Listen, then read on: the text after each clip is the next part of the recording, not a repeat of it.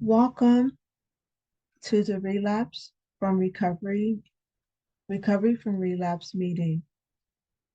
Today is February 11th, 2025. We welcome Charles H. to share his experience, strength, and hope. Charles H. is from New York. He is a loyal member of Overeaters Anonymous. I, at this time, would like to welcome Charles H. The floor is yours, Charles. Thank you, Santa. And I want to make an amends for not. You did ask me to send you a bio, and I failed to do so. But I think you did an incredible job. Thank you for your service, Santa, and thank you, everybody. Thank you, Rita, for inviting me to this amazing meeting, Recovery from Relapse. And those are two R's that are quite important in my life. And if I was to title this talk, I would call it From Reluctance to Recovery. And so there's some words, some R words that that I want to really drill down on. And then, like so I think so when I first came to Overeaters Anonymous, it was November 2011. And I I was going to a lot of face-to-face meetings, and I was a liar. I was saying green, but I was saying green, but it was really red. I was lying. I lied to myself, and that was the worst part of it, right? So, um, there's some R's I want to really go down the list. Where I'm from New York, and where do I live now? I live in recovery, but actually, I'm from reluctancy. So I want to talk about, reluctancy, resistance, ratchet, rancid, resentment, rusty, restrict, rough, reckless, regret, rabid, rushed. I said rushed twice because I'm so quick on the draw. Rude, reprehensive, and repugnant.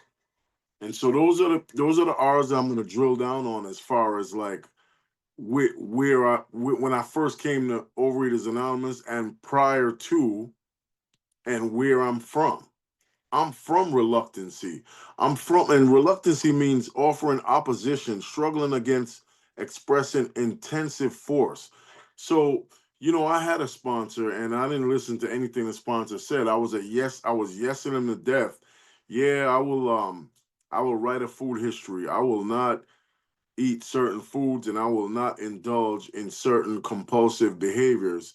Yet still, I was reluctant to follow any of his instructions. Relapse, I can't really say that I relapsed because I didn't have any recovery to relapse from. But relapse is suffering from a disease, deterioration after a period of improvement. So there was sometimes that I would go to meetings and I would get zinged up and zapped, and I would be I, so pretty much I call it holding my breath underwater. So there was certain times that I guess I relapsed from stark raving abstinence. I didn't relapse from recovery because I didn't have any recovery to relapse from. And so that was, 2011, the later part of that, 2012, 2013, 2014, 2015. Yeah, I had periods of abstinence. I had no recovery. I was always running my mouth. I was talking all the time. So there was things coming in my mouth a lot of binge foods and a lot of foods that, I refrain from today. Refrain is another R word, but there was a lot of things coming out of my mouth too because I was ratchet, which is so there's a lot of meaning definitions for ratchet, but I'm gonna give you the hood definition for ratchet, which means low class and out of control. That really describes me in my early part of when I first came to OA. I was out of control, ratchet. I used a race card, another R, to be like, look, I'm different. I'm a middle-aged black man, all that nonsense, which doesn't mean anything today. I'm a compulsive overeater, recovered from a body of state and a body of mind. I didn't even say that right, but I'm recovered one day at a time on a daily basis, contingent of the maintenance of my spiritual program, right? So resistance, I refuse. And could somebody give me a reminder like around 15 minutes? Because I don't want to be talking about negativity all through the whole 30 minutes. And I don't even know if I need 30 minutes, but I greatly appreciate a reminder after 15 minutes. But resistance, the refusal to accept and comply with something to prevent something by action or argument. So I was an arguer. I was a, I was if you had a solution, I had a problem to match your solution. So I was very resistant when I first came to Overeaters Anonymous. Rancid, I was very unpleasant as a result of being so the old and stale I'm talking about is my attitude, not age. So my attitude was old and stale. It was nasty, it was disgusting.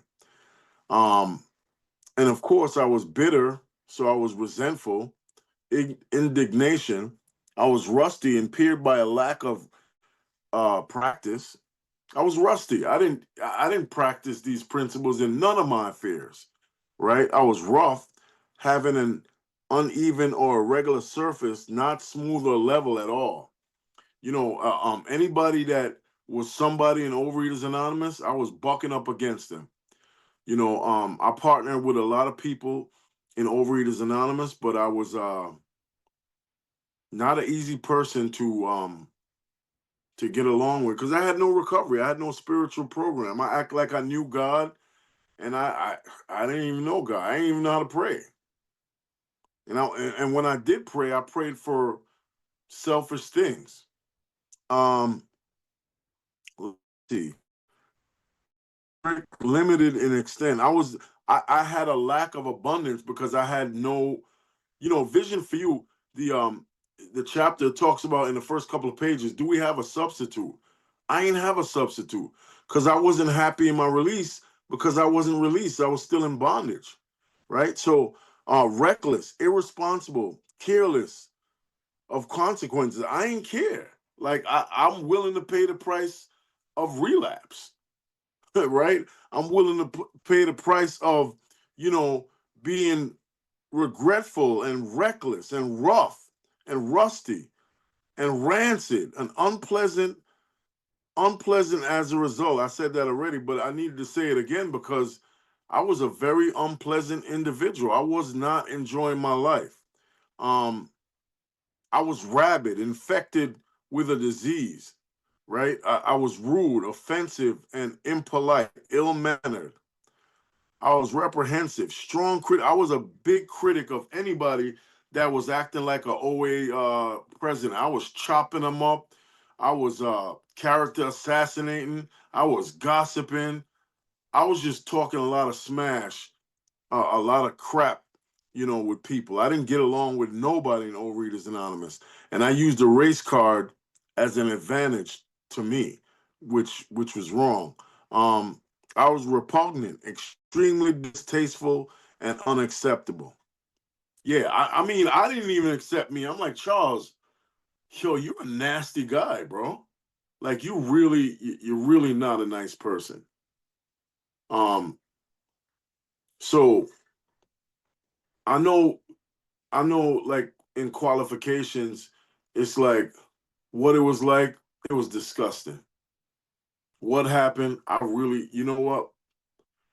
My relationships were all out of control. What happened? I don't really know. I can't describe the day it happened or what happened, but I could tell you that, I needed to be rebuilt. So I could tell you that I was doing I thought I was doing service in Overeaters Anonymous, but I don't know, I was tearing down a lot of people's lives. I was causing havoc, ruckus. It was just ridiculous. So um yeah, I broke every tradition, every OA suggestion. Um yeah, I just was a man on an island, and I was very dishonest, very rude, very fearful, very bitter. And what happened was I just got sick and tired of not reaping the benefits of recovery. And so there started the rebuild. And rebuild is to build something after it has been damaged. So I was damaged by my own actions. I mean, I went to Vision for You, all the conventions. I went to Colorado, the retreats. I went to Florida. I went all over Boston, worlds, everywhere. And I was wearing recovery like it was a badge, like it was a badge of honor. And I'm like, I'm Superman. And the kryptonite was just those four core character defects: resentment, dishonesty, selfish, and fear. Those four character defects were my kryptonite. And so um I wanted to be rebuilt. I wanted to be reborn. I wanted to be reconstructed. I wanted to be restored because I realized that I need to be repaired and reinstated. And the results of recovery is relentless. It's a relentless uh seeking of that. Um and I rest today. I realize that I need rest, and I realize that I need balance, and I need a peace of mind instead of giving you a peace of mind. So uh even in one of the meetings that I co-founded, I had to leave that meeting because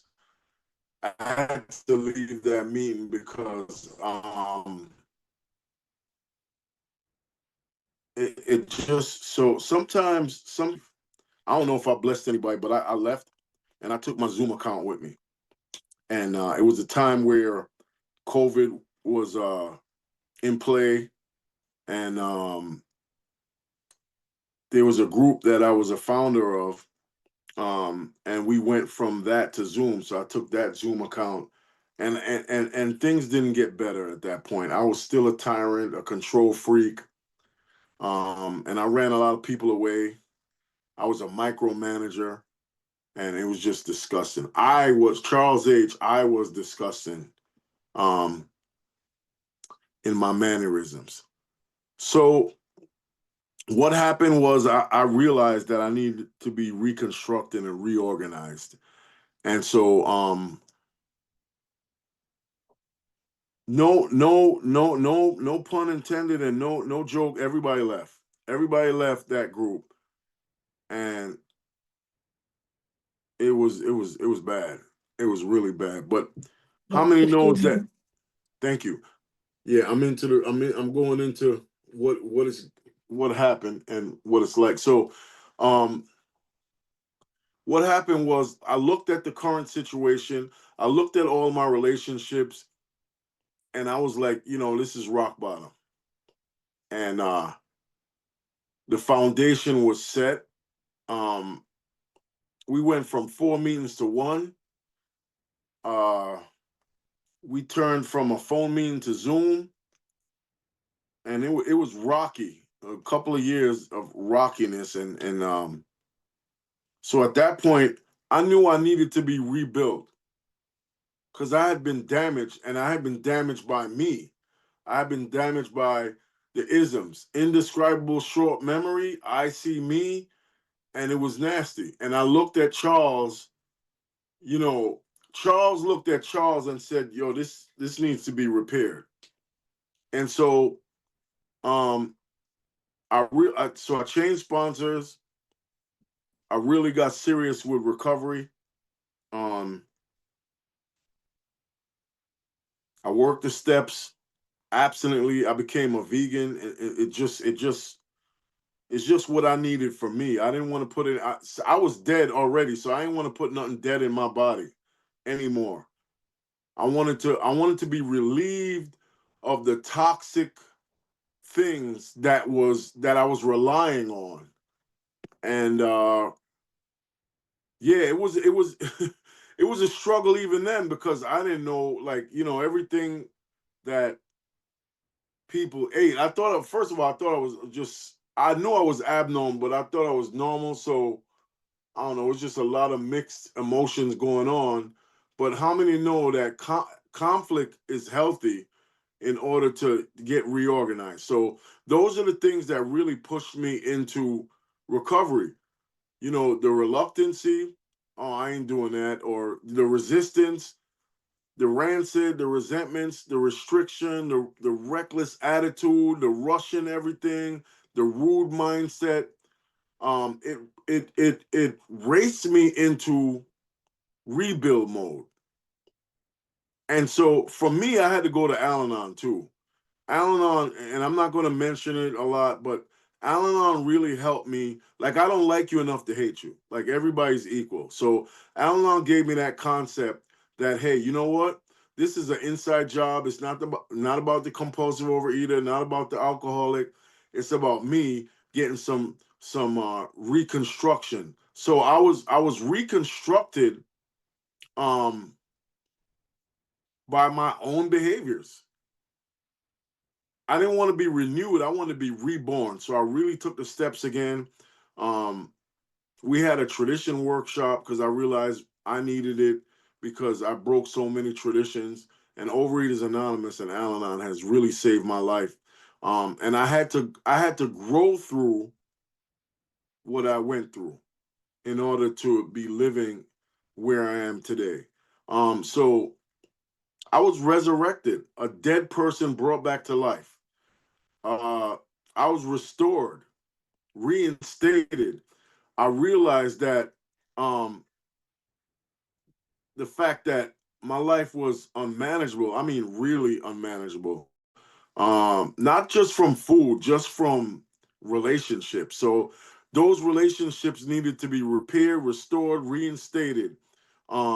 And I'm relentless in that pursuit on a daily basis.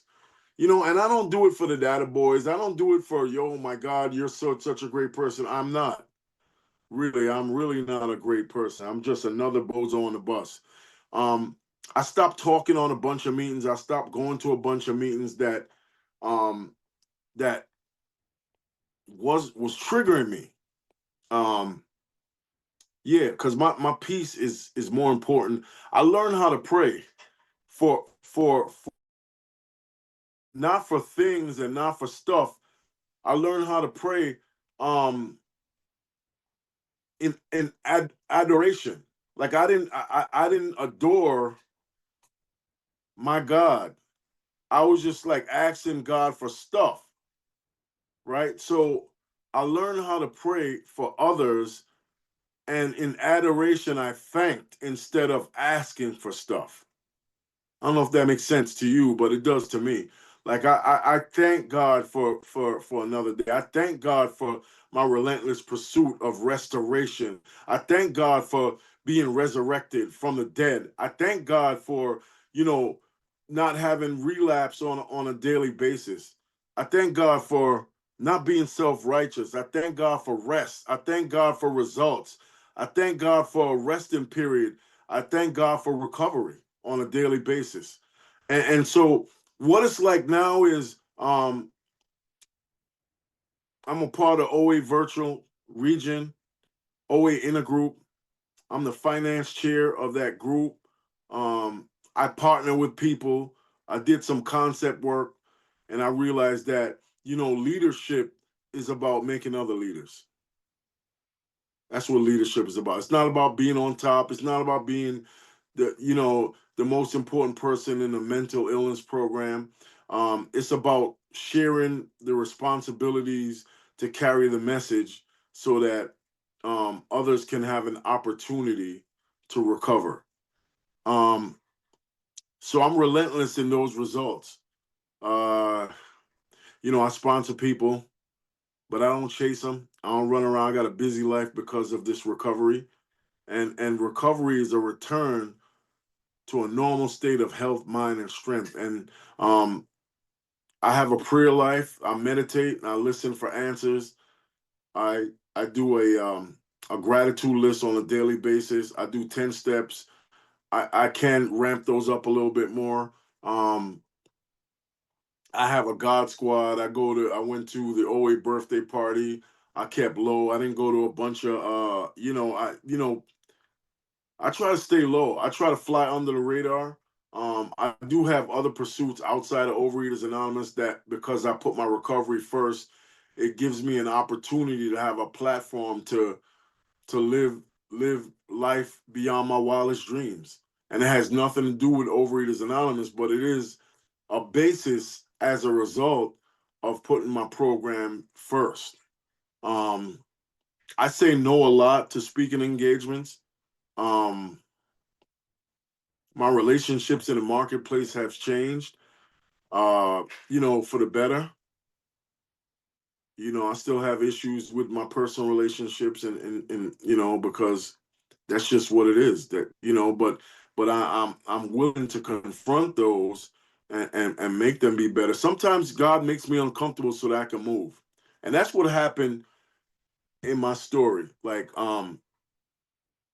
So the way I was living life prior to what it's like now and what happened was a result of me, myself, and I.